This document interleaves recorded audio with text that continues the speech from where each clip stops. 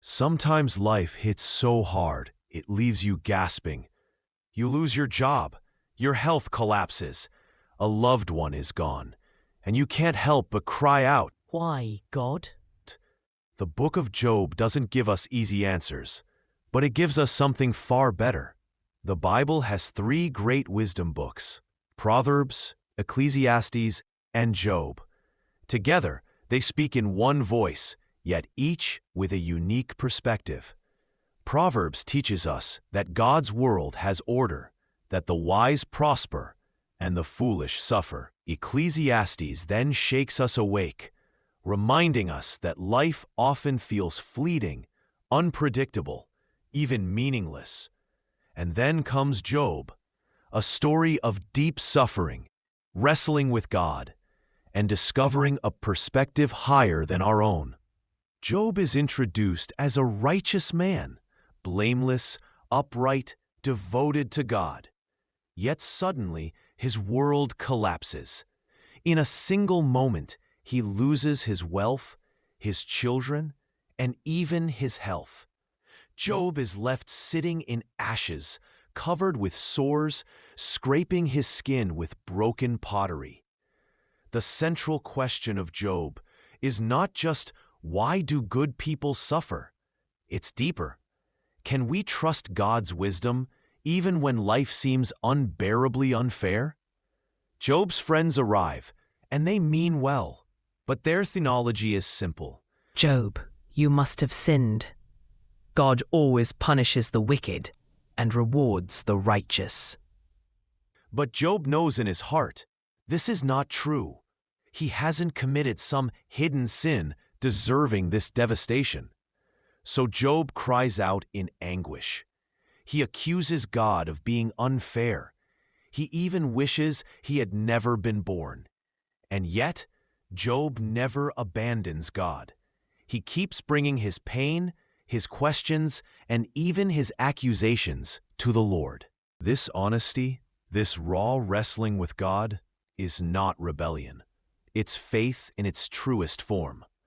Finally, God answers Job, but not with explanations, not with a detailed list of reasons why suffering came.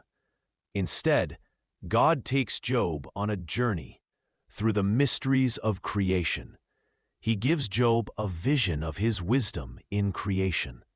He shows Job the vastness of the universe, the mysteries of nature, and two great beasts, Behemoth and Leviathan, symbols of the wild and uncontrollable. God's response is not meant to crush Job, but to remind him the world is infinitely more complex than human wisdom can grasp. God's justice and purposes stretch beyond the limits of our understanding. And here lies the wisdom of Job.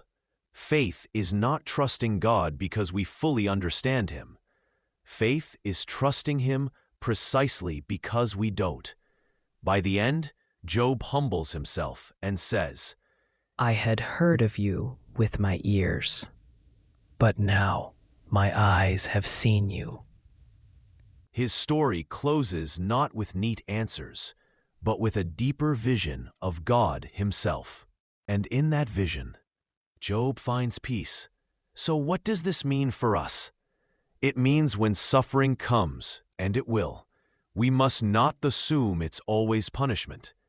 It means we can bring our grief, our questions, and our pain honestly before God. And it means that in the silence, in the mystery, we are invited to trust the One whose wisdom is higher than ours. Sometimes life hits hard. Sometimes the picture makes no sense. But when you can't see the whole picture, you can still trust the One who painted it. What about you?